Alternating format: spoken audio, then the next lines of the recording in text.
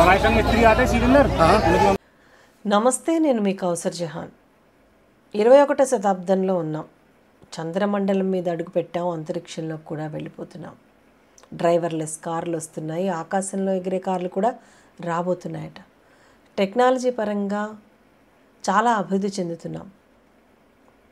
కానీ ఈ పరిస్థితుల్లో కూడా ఎదుటి మనిషి అంటే మనతో పాటు సామాన్యమైన మరో మనిషి కాలి ధూళి మన నుదుటిని రాసుకుంటే మన కష్టాలు తీరిపోతాయని, మన సమస్యల నుంచి మనకి విముక్తి లభిస్తుందని, ఉద్యోగం వస్తుందని, పెళ్ళవుతుందని, ఇలా రకరకాల నమ్మకాలు కలుగుతున్నాయి అంటే దాన్ని విశ్వాసం అనాలా, అంధవిశ్వాసం అనాలా? ఒకళ్ళు కాదు, ఇద్దరు కాదు, లక్షల మంది ప్రస్తుతం మన దేశంలో ఇలాంటి అంధభక్తిలో, అంధవిశ్వాసాల్లో ఉన్నారు. యూపీలోని హత్రాస్లో భోలే బాబా అనేటువంటి ఒక బాబా తన ప్రవచనాలు వినడానికి వచ్చిన భక్తులకి తన ఆశ్రమంలో కొన్ని హ్యాండ్ పంపులు ఏర్పాటు చేశారు. ఆ హ్యాండ్ పంపుల నీరు తాగితే వాళ్ళ కష్టాలన్నీ తీరిపోతాయని వాళ్ళ నమ్మకం. అక్కడికి వచ్చిన వాళ్ళందరూ బారులు తీరి ఆ హ్యాండ్ పంపులో వచ్చిన నీళ్లు తాగి కష్టాలన్నీ తీరిపోయాయని భావించి వెళ్తూ ఉంటారు. ఇప్పుడు ఆయన భక్తగణం లక్షల్లోకి చేరిపోయింది. ఈ భోలే బాబా అలియాస్ సూరజ్ పాల్ సింగ్ జాటవ్ అనేటువంటి వ్యక్తి ఒక సాధారణ కానిస్టేబుల్గా ఆగ్రాలో పనిచేసేవాడు. ఒక రేప్ కేసులో అరెస్ట్ అయి జైలుకి వెళ్ళి సస్పెండ్ అయి ఆ తర్వాత బాబా అవతారం ఎత్తాడు తన ఆగ్రాలోని చిన్న నివాసంలో.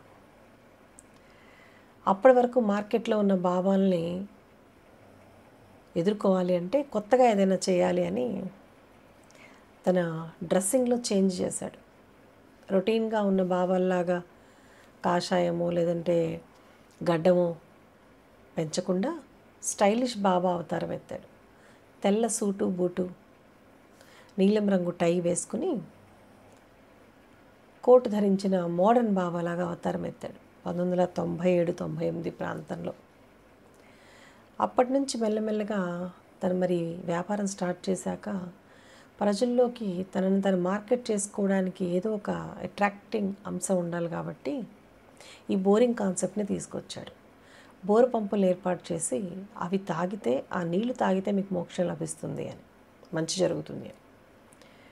మరి ప్రజలు నమ్మాలి అంటే తన గురించి తను చెప్పుకోవాలి కాబట్టి పోలీస్ ఏఎస్ఐగా పనిచేస్తున్న నేను సడన్గా నాకు దైవ దర్శనమయ్యి నేను మార్పు చెంది మీ అందరికీ సేవ చేయడం కోసం నా ఉద్యోగాన్ని త్యాగం చేసి మరి భక్తులందరి కోసం నేను బాబా అవతారం ఎత్తాను, బాబాగా మారాను మీ అందరి కోసం అని చెప్పి ప్రచారం మొదలుపెట్టాడు. అలా అలా అలా ఆయన భక్తగణం పెరగడం మొదలుపెట్టింది. తర్వాత ఆయన వారంలో 2 రోజులు మాత్రమే ప్రజలకి సాక్షాత్కారం ఇచ్చేవారు. ఇక ఆగ్రాలో చాలా చిన్న ఇల్లు కావడం వల్ల అక్కడ ఆయన స్థానాన్ని మార్చి ట్రావెల్ మొదలుపెట్టారు. మంగళవారం ఒక చోట, శనివారం ఒక చోట, ఫలానా రోజున నేను ఫలానా చోటకు వస్తానని అనౌన్స్ చేస్తే భక్తులందరూ అక్కడికి వచ్చేవాళ్ళు.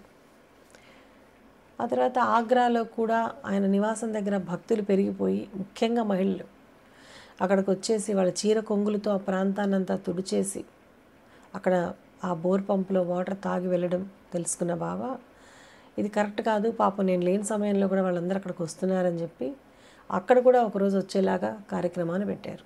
మంగళవారం ఆగ్రా వెళ్ళేలాగా, శనివారం మరో ప్రాంతానికి వెళ్ళేలాగా ఆయన ప్లాన్ చేసుకున్నాడు. అలాగా ఒకరోజు హాథరాస్కి వస్తానని చెప్పడం, ఇక భక్తులు మొత్తం, ఆయన దగ్గర ఉన్న వాలంటీర్లు మొత్తం దానికి సంబంధించిన ఏర్పాట్లు చేయడం, ఏదైనా కార్యక్రమం ఏర్పాటు చేయాలంటే ముందుగా పర్మిషన్ తీసుకోవాలి కాబట్టి పోలీసుల దగ్గర నుంచి, ప్రభుత్వం దగ్గర నుంచి వాళ్ళు పర్మిషన్ తీసుకున్నారు. 80,000 మంది వస్తున్నట్టుగా సమాచారం ఇచ్చారు. అయితే 2,50,000 మంది అక్కడ ఆ సత్సంగ్ సమావేశానికి ఆయన ప్రవచనాలు వినడానికి వచ్చారు. 2 జూలైన జరిగింది ఘటన. అయితే 80,000 మందికి మాత్రమే అక్కడ సౌకర్యాలు కల్పించగలిగాము. కానీ 2,50,000 మంది వరకు వచ్చారు. తొక్కిసలాట జరిగింది, జనం ప్రాణాలు కోల్పోయారు అని చెప్పేసి ఆ ఘటన మీద ఎఫ్ఐఆర్ రికార్డ్ అయింది. అయితే వాస్తవానికి ఈ సత్సంగ్ జరిగిన ప్రాంతం హైవే పక్కన, జీటీ రోడ్ పక్కన ఈ సమావేశం జరిగింది. 12 గంటల ప్రాంతంలో అక్కడికి వచ్చినటువంటి బాబా తన ప్రవచనాన్ని ముగించుకొని 1:30 ఆ సమయంలో బయలుదేరి వెళ్ళిపోతున్నాడు. ఆయన వెళ్ళిపోతున్న సమయంలో ఆయన పాద ధూళి తీసుకుని నుదుటికి రాసుకుంటే పుణ్యం లభిస్తుందని నమ్ముతారు కాబట్టి ధూళి కోసం వీళ్ళందరూ ఎగబడ్డారు. పాద ధూళి కోసం మాత్రమే కాదు, ఆయన వెళ్తుంది కారులో. ఆయన కారు వెళ్తుంటే కారు టైర్ల కింద నుంచి లేచిన ధూళిని గుప్పెట్లతో పట్టుకునే ప్రయత్నం చేసి ఒకళ్ళ మీద ఒకళ్ళు పడి హైవే పక్కనే ఉన్నటువంటి పొలం, బురదతో నిండిపోయి ఉన్న పొలంలో పడిపోయి ఒకళ్ళ మీద ఒకళ్ళు పడడంతో తొక్కిసలాట జరిగి 121 మంది ప్రాణాలు కోల్పోయారు. ఏ మట్టి కోసం అయితే వాళ్ళు ఎగబడ్డారో అదే మట్టిలో కలిసిపోయారు. ఇంతమంది భక్తులు తన కోసం వెనక పరిగెత్తి ప్రాణాలు కోల్పోతున్నారని, తొక్కిసలాట జరుగుతుందని చూసి కూడా పట్టనట్టుగా కనీసం కారు ఆపి వాళ్ళని నియంత్రించకుండా తన భక్తులని తాము చావమని వదిలేసి వెళ్ళిన ఈ బాబా దేవుడు ఎలా అవుతాడు? అలా వెళ్ళిన బాబా కనీసం చనిపోయిన వారి గురించి కనీసం ఒక స్టేట్మెంట్ కూడా రిలీజ్ చేయకుండా పరారీలో ఉన్నాడు. ఇప్పటికీ అతని ఫోన్ స్విచ్ ఆఫ్లో ఉంది. ఎంత దౌర్భాగ్యమైన పరిస్థితి అంటే 80,000 మందికి అనుమతి అడిగినా మరి 80,000 మందికి సరిపడా అక్కడ వసతులు ఏమున్నాయి, ఏం కల్పించారు అంటే ఏదైనా అవాంఛనీయ పరిస్థితులు జరిగితే అందుబాటులో ఒక ఆసుపత్రి కూడా లేదు. ఒకే ఒక ప్రభుత్వ ఆసుపత్రి మాత్రమే ఉంది. అందులో కేవలం ఒక జూనియర్ డాక్టర్ మాత్రమే అందుబాటులో ఉన్నాడు. సో అది అక్కడ పరిస్థితి. మరి ఈ మొత్తం ఘటనలో తప్పెవరిది అంటే ఎవరిని నిందించాలి? బాబాదా తప్పు? బాబా ఒక్కడిదే కాదు. పోలీసులదా, ప్రభుత్వందా, ప్రజలదా? ఎలా ఈ తప్పుని ఎవరి మీద మోపాలి అంటే మొత్తం సిస్టమ్ది, మనందరిది, ఈ వ్యవస్థది. ఇందాక మనం చెప్పినట్టు నిర్లక్ష్యంగా ఈ బాబాలకి అనుమతిస్తున్నటువంటి ప్రభుత్వము, పోలీస్ యంత్రాంగం పర్మిషన్ ఇవ్వక తప్పదు.